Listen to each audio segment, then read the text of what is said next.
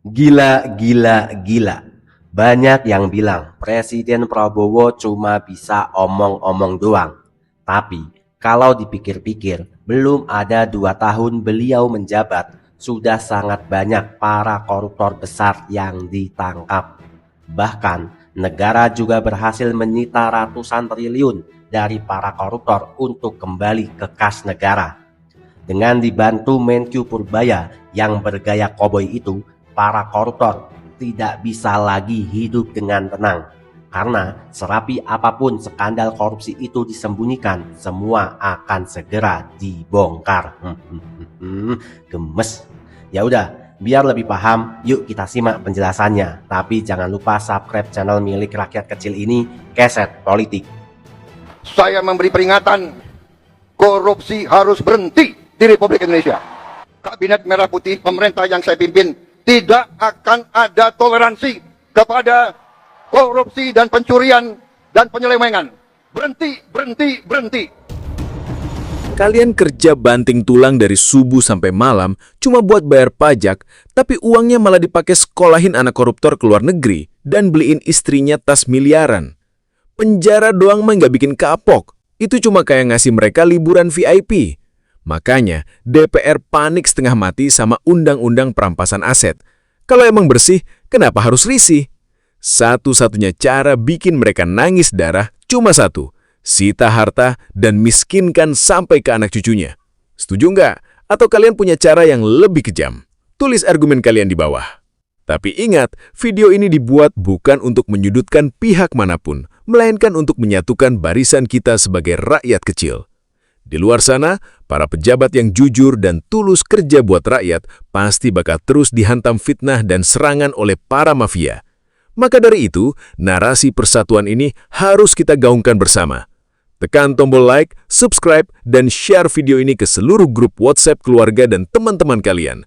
Jangan biarkan perlawanan ini berhenti di kalian. Simak video ini sampai detik terakhir agar kita tahu secara utuh bagaimana cara mengawal kedaulatan uang rakyat. Dan sebelum kita bedah aksinya, coba absen dulu di kolom komentar.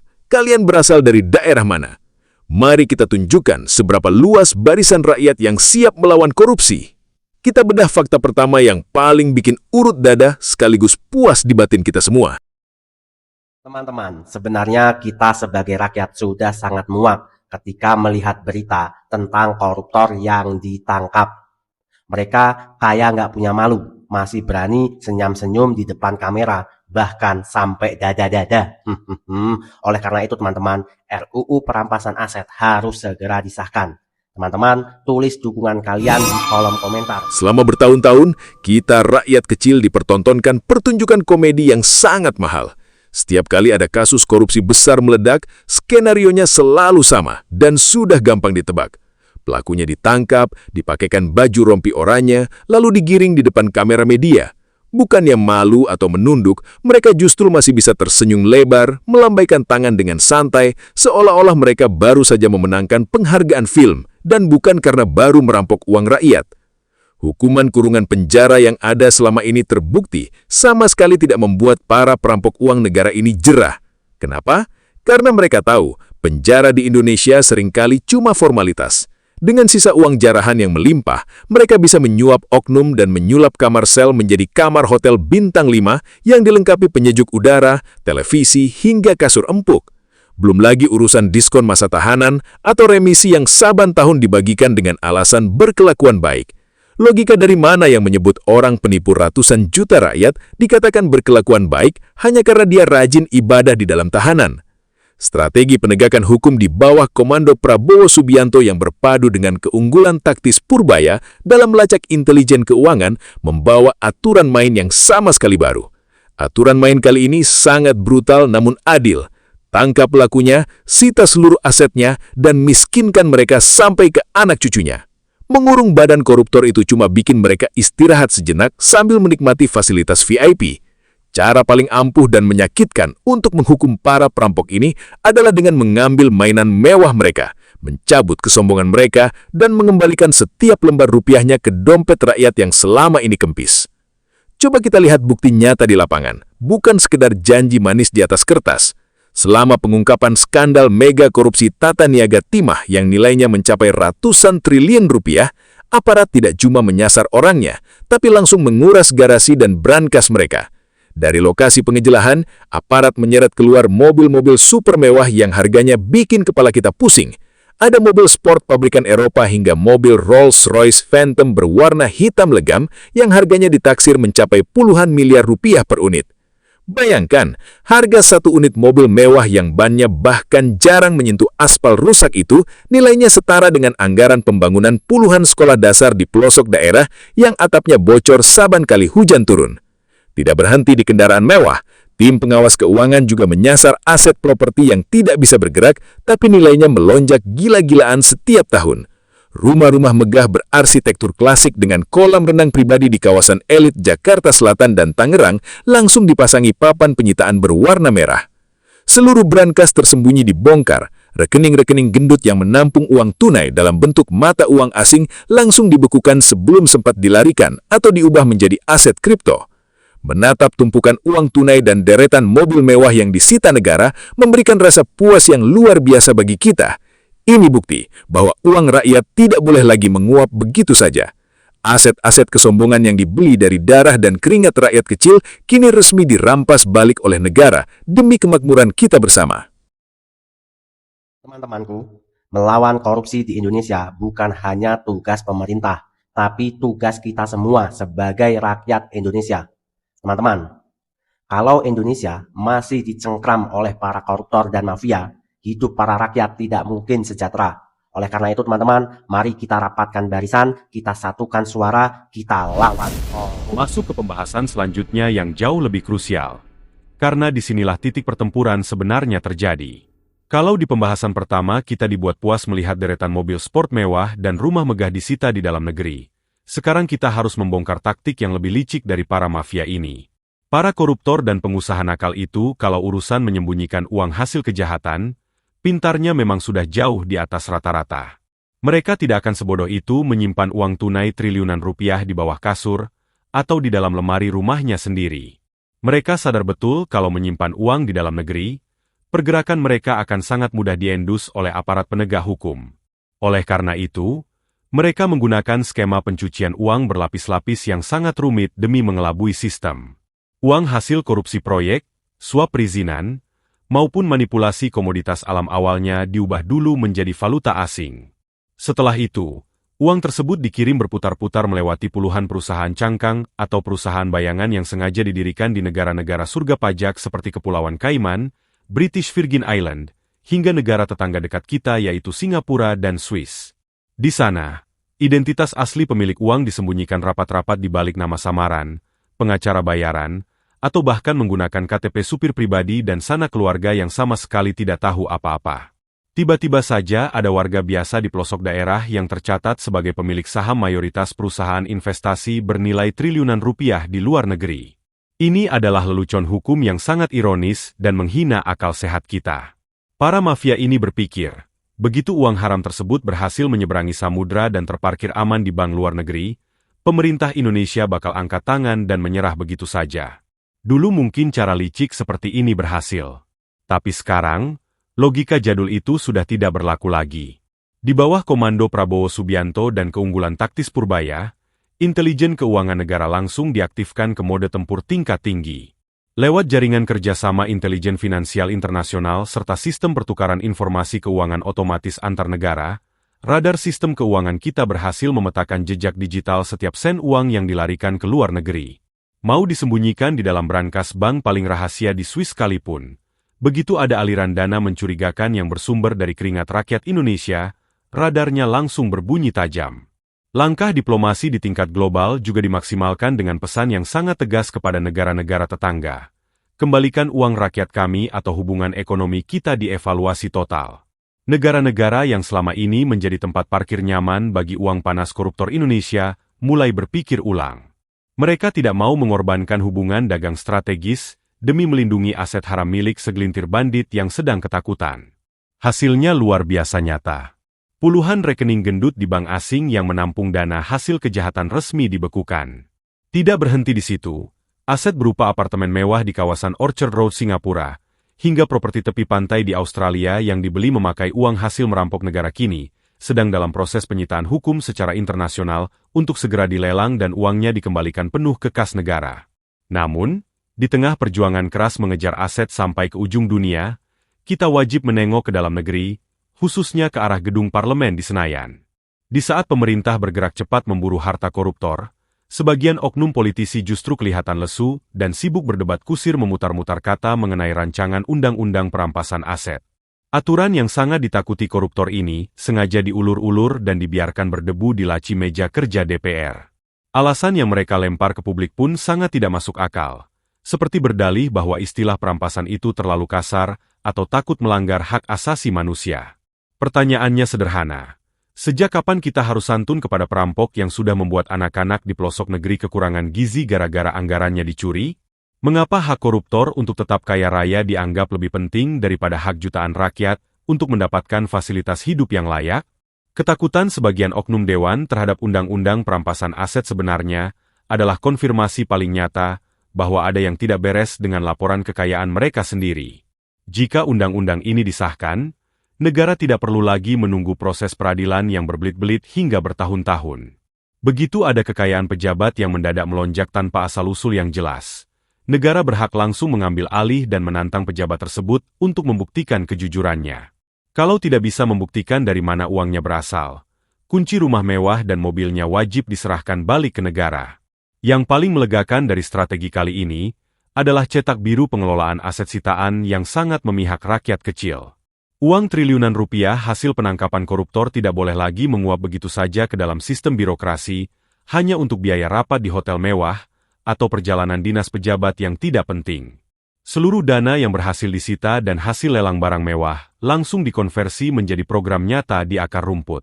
Di sektor pertanian, uang dari rekening luar negeri para koruptor dialokasikan langsung untuk menyuntik modal pabrik pupuk negara dan memotong jalur distribusi tengkulak jahat, sehingga para petani di desa tidak lagi menangis kesulitan mencari pupuk murah saat musim tanam. Di bidang infrastruktur, uang penjualan satu unit mobil sport atau jam tangan mewah milik koruptor langsung dipakai untuk ngecor jalan-jalan desa yang rusak parah dan membangun jembatan kokoh di daerah terpencil. Dengan begitu, anak-anak sekolah tidak perlu lagi bertaruh nyawa menyeberangi sungai deras di atas tali tambang yang lapuk. Inilah bentuk pembalasan moral yang paling elegan dan beradab. Biarkan para koruptor itu meratap di dalam sel tahanan saat melihat harta kesombongan mereka dulu kini berubah menjadi jalan mulus, pupuk murah, dan fasilitas kesehatan gratis bagi rakyat miskin yang selama ini mereka tindas. Sekarang kita bedah bagian yang paling sensitif, paling bikin emosi, tapi sekaligus memberikan rasa puas yang luar biasa di hati kita semua. Selama puluhan tahun, setiap kali ada kasus korupsi besar yang terbongkar, pola lama yang kita saksikan selalu bikin geleng-geleng kepala. Yang ditangkap dan masuk televisi cuma satu orang, yaitu si pejabat atau pengusaha yang memegang jabatan tersebut. Dia yang memakai baju rompi oranye, dia yang disorot kamera, dan dia yang akhirnya masuk ke dalam sel tahanan. Tapi anehnya, setelah si pelaku utama ini dipenjara, kehidupan keluarganya di luar sana sama sekali tidak tersentuh. Anak-anak mereka tetap bisa melanjutkan kuliah super mewah di luar negeri. Istrinya masih santai pamer tas bermerek seharga rumah di media sosial. Dan kerabat terdekatnya mendadak punya deretan aset properti atau perkebunan luas atas nama pribadi. Ini adalah model korupsi investasi keluarga. Si pelaku utama bersedia pasang badan masuk sel tahanan selama beberapa tahun, karena dia tahu seluruh garis keturunannya tetap bisa hidup makmur bagaikan bangsawan menikmati uang hasil curian. Ini bukan cuma tidak adil, tapi merupakan bentuk penghinaan terang-terangan terhadap akal sehat kita semua yang setiap hari harus banting tulang dan memeras keringat secara jujur demi membiayai keluarga dan membayar pajak tepat waktu. Namun, di bawah komando ketegasan Prabowo Subianto dan ketajaman analisis Purbaya, tradisi buruk menikmati uang haram lintas generasi ini resmi dihentikan sampai ke akar-akarnya. Penegakan hukum saat ini tidak lagi memakai kacamata kuda yang hanya melihat si pelaku utama. Aparat menggunakan radar intelijen keuangan mutakhir yang mampu melacak kemana saja setiap lembar rupiah uang hasil korupsi itu mengalir, termasuk jika dialirkan kepada anggota keluarga inti, kerabat, hingga para pesohor atau influencer yang berpura-pura tidak tahu. Senjata utama yang digunakan untuk melibas lingkaran kroni ini adalah penerapan pasal tindak pidana pencucian uang atau TPPU pasif. Lewat aturan hukum ini, Alasan-alasan klasik seperti tidak tahu asal-usul uang, menganggap uang ratusan juta sebagai hadiah, atau mengaku sebagai dana investasi bisnis tiba-tiba tidak berlaku lagi di hadapan penyidik. Jika ada aliran dana atau kepemilikan aset mewah yang nilainya sama sekali tidak masuk akal dibanding profil pendapatan resmi seseorang, maka aset tersebut secara sah dan meyakinkan bisa langsung disita oleh negara tanpa perlu perdebatan panjang. Coba kita lihat fakta lapangan yang terjadi pada pengembangan kasus-kasus besar belakangan ini. Ketika tim penyidik membongkar jaringan pencucian uang, mereka menemukan fakta mengejutkan di mana belasan unit ruko komersial dan rumah singgah mewah di kawasan perumahan super elit tercatat atas nama anak muda yang baru berusia 20 tahun. Pemuda ini belum lulus kuliah, tidak punya rekam jejak bisnis yang jelas, tapi di atas kertas memiliki aset properti bernilai puluhan miliar rupiah. Mustahil rasanya seseorang yang belum bekerja bisa memiliki harta sebanyak itu jika bukan dijadikan tempat penitipan aset atau nomine oleh orang tuanya yang sedang terseret kasus korupsi. Tidak cuma keluarga inti, penyisiran aset ini juga menjangkau ekosistem industri hiburan dan para pembuat konten di media sosial. Beberapa figur publik yang pernah menerima aliran uang panas dalam bentuk hadiah pernikahan mewah, jam tangan koleksi langka bernilai miliaran rupiah, hingga dana sponsor fiktif untuk bisnis kosmetik langsung dipanggil dan diperiksa secara maraton. Barang-barang mewah yang dulu sempat dipamerkan dengan bangga di kanal video mereka kini, berganti tempat menjadi barang bukti yang disita di gudang penyimpanan negara. Tindakan tegas ini mengirimkan pesan yang sangat keras kepada siapa saja. Jangan pernah coba-coba menjadi tempat pencucian uang haram para koruptor, karena negara akan mengejar dan mempermalukan kalian di depan publik. Melihat tindakan tanpa pandang bulu ini, kepanikan tidak hanya terjadi di lingkaran keluarga koruptor, tetapi juga menjalar ke koridor-koridor gedung Dewan di Senayan. Para politisi yang biasanya sangat vokal dan hobi berdebat di depan media, mendadak menjadi pendiam saat dikejar pertanyaan oleh awak media mengenai kelanjutan undang-undang perampasan aset. Gelombang kritik publik di media sosial semakin hari semakin pedas dan tepat sasaran. Rakyat dengan cerdas mulai mempertanyakan keberanian para anggota dewan. Tekanan masyarakat sipil yang menyatu dengan ketegasan pemerintah membuat ruang gerak para penikmat uang haram ini semakin sempit dan terdesak. Poin yang paling menakjubkan dari seluruh rangkaian penindakan ini adalah konsep pemanfaatan kembali aset-aset yang telah dirampas dari tangan para kroni koruptor. Purbaya memiliki prinsip yang sangat kuat dan humanis. Harta yang dulunya dipakai untuk pamer kesombongan harus diubah menjadi fasilitas publik yang menumbuhkan harapan bagi rakyat kecil. Puluhan ruko komersial dan rumah mewah, hasil penyitaan TPPU pasif, tidak lagi dibiarkan kosong berdebu atau terlantar hingga rusak. Aset-aset properti tersebut diambil alih penuh oleh negara dan disulap menjadi pusat inkubasi bisnis UMKM, serta pelatihan keterampilan digital secara gratis untuk anak-anak muda dan ibu-ibu rumah tangga yang ingin merintis usaha. Di tempat-tempat yang dulunya menjadi simbol keserakahan, kini disediakan fasilitas internet cepat, ruang kerja bersama, hingga studio foto produk yang semuanya bisa diakses tanpa dipungut biaya sepeser pun. Uang tunai triliunan rupiah yang berhasil disita dari rekening-rekening simpanan kroni langsung disalurkan ke dalam sistem dana abadi untuk beasiswa pendidikan anak-anak petani dan nelayan, serta memastikan ketersediaan pasokan pupuk subsidi di seluruh pelosok desa. Inilah bentuk keadilan sejati yang bisa kita rasakan secara nyata. Rakyat tidak lagi hanya menjadi penonton sinetron hukum yang berakhir anti klimaks di televisi, tetapi benar-benar memakan dan menikmati hasil kemenangan dari perampasan aset tersebut. Perang melawan korupsi ini belum selesai dan masih membutuhkan pengawalan ketat dari kita semua. Namun, selama barisan rakyat tetap solid dan terus menyuarakan kebenaran, kedaulatan ekonomi bangsa ini akan kembali sepenuhnya ke tangan pemilik sahnya, yaitu seluruh rakyat Indonesia. Di balik setiap tetes keringat rakyat yang memeras tenaga dari subuh hingga petang, tersimpan sebuah asa yang begitu besar untuk melihat tanah air ini berdiri tegak di atas keadilan yang sejati. Di bawah kepemimpinan Presiden Prabowo Subianto, seluruh rakyat Indonesia menaruh harapan yang sangat tinggi agar bangsa yang kita cintai ini melangkah menuju era baru yang jauh lebih baik, lebih bersih, dan lebih bermartabat.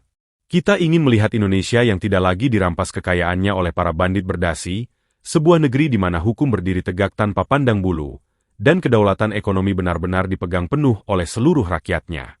Harapan terbesar yang menggema dari ujung Sumatera hingga pelosok Papua adalah terwujudnya keberanian tanpa kompromi dalam melawan gurita korupsi dan mafia yang selama ini menggerogoti uang rakyat. Rakyat sudah sangat lelah dipertontonkan drama hukum yang tumpul ke atas dan tajam ke bawah. Kita tidak ingin lagi melihat koruptor yang merampok triliunan rupiah, hanya diganjar hukuman kurungan penjara singkat yang di dalamnya penuh fasilitas mewah, lalu keluar dengan tetap kaya raya. Penjara badan saja terbukti tidak pernah membuat para penjahat ini jerah. Maka dari itu, pesan dari rakyat sangat jelas dan tegas. Sita seluruh harta hasil jarahan mereka dan miskinkan sampai ke anak cucunya. Setiap lembar rupiah, setiap jengkal tanah, setiap rumah mewah, hingga aset yang mereka sembunyikan di luar negeri harus ditarik kembali tanpa sisa. Pengembalian aset recovery, ini bukan sekadar urusan prosedur hukum, melainkan penegakan hak-hak dasar rakyat Indonesia. Uang yang mereka curi adalah uang yang seharusnya dipakai untuk membangun jembatan di desa-desa terpencil, menyediakan sekolah gratis yang layak, menjamin ketersediaan pupuk bagi para petani, dan memberikan pelayanan kesehatan cuma-cuma bagi seluruh warga miskin. Harta haram itu harus dikembalikan utuh sebagai modal pemulihan ekonomi dan kemakmuran rakyat. Rakyat menaruh kepercayaan besar kepada Presiden Prabowo untuk menjadi garda terdepan yang memimpin perang semesta melawan korupsi ini. Kami berharap Presiden memiliki keberanian penuh untuk menyapu bersih dan menindak tegas siapapun yang terbukti bersalah, tanpa peduli seberapa tinggi jabatannya, seberapa kuat pengaruh politiknya, atau seberapa banyak bintang yang menempel di pundaknya. Hukum harus menjadi panglima yang tidak gentar menghadapi tembok kekuasaan. Tidak boleh ada lagi istilah orang kuat atau kelompok yang tak tersentuh di republik ini. Ketika seseorang terbukti mencuri uang rakyat dan mengkhianati konstitusi, maka seragam, gelar, dan semua kehormatan yang melekat padanya harus dilepas untuk menghadapi keadilan yang seadil-adilnya. Untuk mewujudkan mimpi besar ini, kami sebagai rakyat sangat berharap seluruh lembaga penegak hukum, mulai dari kepolisian, kejaksaan, KPK, hingga jajaran peradilan, bisa benar-benar kompak, solid, dan tulus bekerja semata-mata demi kepentingan rakyat. Hilangkan semua ego sektoral, hentikan persaingan yang tidak perlu, dan matikan segala bentuk kompromi di balik pintu tertutup. Ketika seluruh elemen penegak hukum bersatu padu dengan niat yang bersih, maka tidak akan ada lagi celah bagi para mafia hukum untuk bermain-main. Kekompakan para penegak hukum adalah benteng terkuat yang akan melindungi uang rakyat dari tangan-tangan jahat yang tidak bertanggung jawab. Meskipun rasa kecewa seringkali menghampiri akibat ulah oknum-oknum yang tidak bertanggung jawab, kita sebagai rakyat Indonesia menegaskan bahwa kita masih menyimpan kepercayaan penuh bahwa masih sangat banyak pejabat, prajurit, dan birokrat yang bersih, jujur, serta tulus bekerja demi kemakmuran rakyat. Mereka yang bekerja diam-diam di pelosok negeri, yang menolak suap, dan yang mendedikasikan hidupnya untuk melayani masyarakat adalah pahlawan bangsa yang sebenarnya. Kita tidak boleh membiarkan mereka berjuang sendirian. Kita wajib mendukung dan membentengi para pejabat bersih ini dari segala bentuk fitnah, serangan balik, dan konspirasi busuk yang dilancarkan oleh para mafia yang merasa terancam kedudukannya. Akhirnya, sebagai pemilik sah kedaulatan Republik Indonesia, kita sebagai rakyat akan terus berdiri tegak menjaga benteng pertahanan bangsa. Kita tidak akan membiarkan diri kita dipecah belah oleh narasi-narasi pengalihan isu yang sengaja diciptakan oleh para koruptor. Kita akan terus menyuarakan dan menggaungkan narasi persatuan nasional untuk melawan segala bentuk penindasan dan keserakahan. Persatuan rakyat adalah energi terbesar bagi pemerintah dan penegak hukum untuk terus bergerak maju tanpa ragu. Dengan persatuan yang kokoh, pengawalan rakyat yang kritis namun konstruktif, serta kepemimpinan yang tegas dan berani, kita yakin Indonesia akan menjadi negara yang gemilang, adil, makmur, dan berdaulat penuh di tanah airnya sendiri. Merdeka! Ya, teman-teman, terima kasih masih bersama Keset Politik. Teman-teman, setelah kita mendengarkan penjelasan yang panjang tadi, silakan tulis pendapat dan argumen tajam kalian di kolom komentar. Tapi, saya selalu mengingatkan, jangan mencaci maki siapapun, tunjukkan kepada dunia bahwa bangsa Indonesia adalah bangsa yang beradab. Teman-teman, sekarang saatnya kita beropini, ngobrol cantik sambil minum kopi. Kita minum kopi dulu, teman-teman. Alhamdulillah. Teman-teman, kalau kita mau bicara jujur sebagai rakyat kecil, kita semua sebenarnya sudah sangat capek, sudah sangat mual melihat berita kasus korupsi di TV. Polanya dari dulu selalu sama dan terkesan seperti sandiwara komedi yang diulang-ulang. Seorang pejabat atau pengusaha nakal yang tertangkap menilap uang negara yang nilainya bukan lagi miliaran, tapi triliunan rupiah. Tapi pas muncul di kamera, mereka masih bisa tersenyum, masih berani melambaikan tangan, bahkan memakai rompi tahanan seperti orang yang baru menang hadiah giveaway. Bahkan kadang di persidangan masih bisa bermesra-mesraan sama istrinya. Kenapa mereka bisa sesantai itu, teman-teman? Jawabannya sederhana. Karena hukum kita selama ini cuma menghukum fisiknya, bukan dompetnya. Teman-teman, hukuman penjara di Indonesia terbukti sama sekali tidak bikin kapok para koruptor. Mereka tahu dengan sisa uang hasil curian yang masih melimpah, mereka bisa menyulap kamar sel jadi kamar hotel bintang 5. Belum lagi urusan diskon hukuman yang setiap tahun dibagikan secara royal. Yang paling menyakitkan hati kita sebagai rakyat, teman-teman. Si bapak bersedia pasang badan, masuk penjara beberapa tahun, tapi anak-anaknya tetap bisa kuliah mewah di luar negeri dan istrinya masih santai pamer tas miliaran di media sosial. Teman-teman, ini bukan cuma tidak adil, tapi bentuk penghinaan terhadap kita yang setiap hari banting tulang memeras keringat dari pagi sampai malam. Hanya demi apa, teman-teman? Hanya demi sesuap nasi.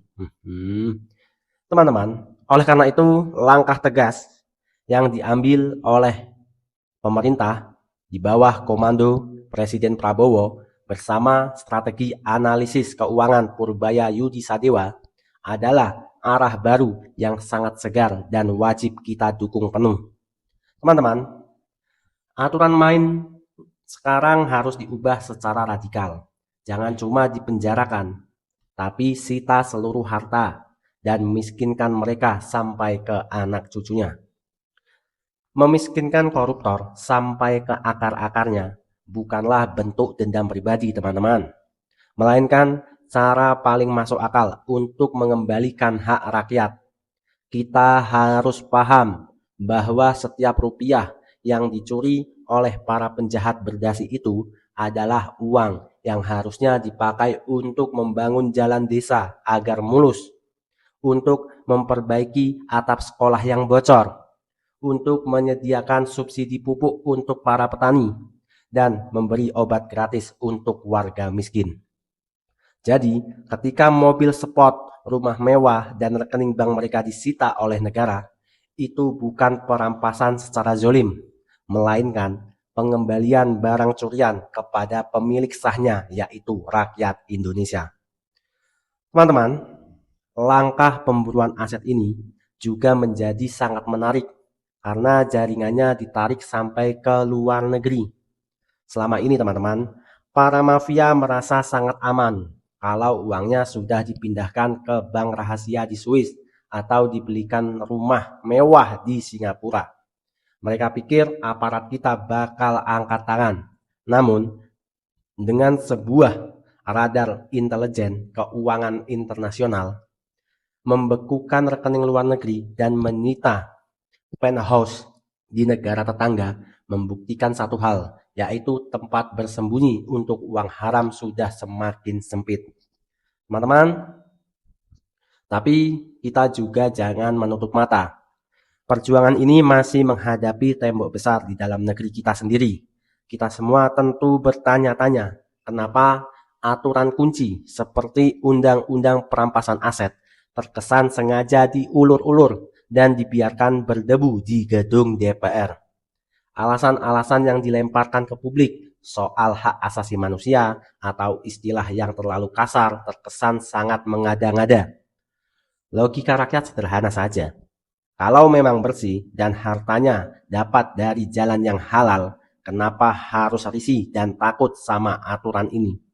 Ketakutan yang berlebihan justru seolah menegaskan bahwa ada yang tidak beres di balik laporan kekayaan mereka sendiri. Teman-teman, semoga kedepannya Indonesia akan jauh lebih baik akan dipimpin oleh pemimpin-pemimpin yang tidak cuma pintar, tapi bernyali, jujur, amanah, dan tidak suka berbohong. Teman-teman, terima kasih sudah menyimak channel ini, Keset Politik.